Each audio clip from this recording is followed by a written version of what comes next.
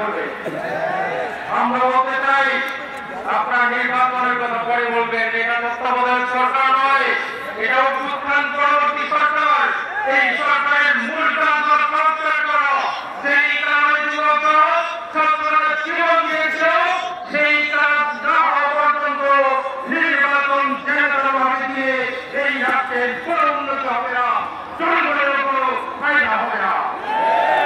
বন্ধুগণ, গত কয়েকদিন আগে রিপোর্ট বেরিয়েছে বাংলাদেশে বর্তমানে যুবক বেকার আছে 1 কোটি যুবক।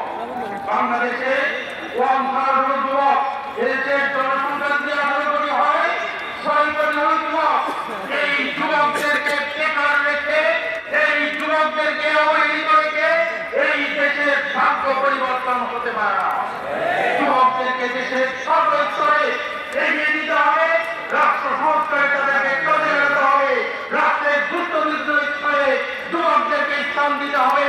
বয়স্ক যারা আছেন, যারা রিটায়ার্ড পারসন, তাদেরকে আমাদের যুবকদের মাথার উপরে রেখে যুবকদেরকে মূল স্টিয়ারিং দিতে হবে, তাহলে এই দেশ এগিয়ে যাবে।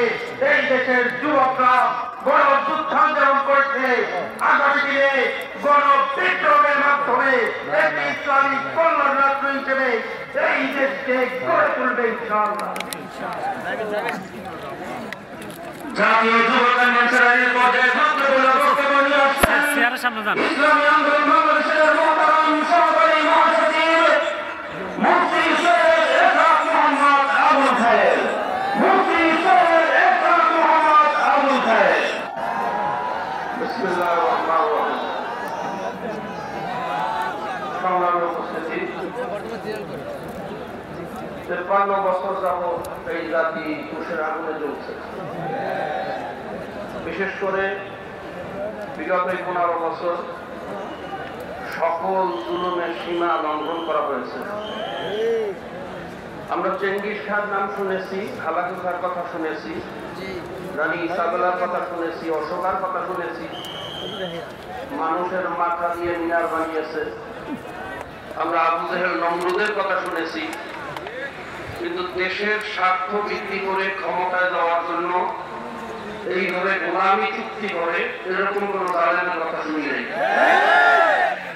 সংগ্রাম বন্ধুগণ, আপনারা জানেন নাম আজকে শুরুর পরিবর্তে সেখান থেকে ব্যবস্থা করা হয়েছে। সেখান থেকে ভারতের গাড়ি আসবে, তার ভিতরে যে বিস্ফোরক আছে নাকি অস্ত্র আছে সেটা দেখার কোনো অধিকার আমাদের থাকবে না। ইকোনমিক্যাল জোনে ব্যবসা কোম্পানি যেটা লাভ করতেছে সেই বিদেশ সবাইকে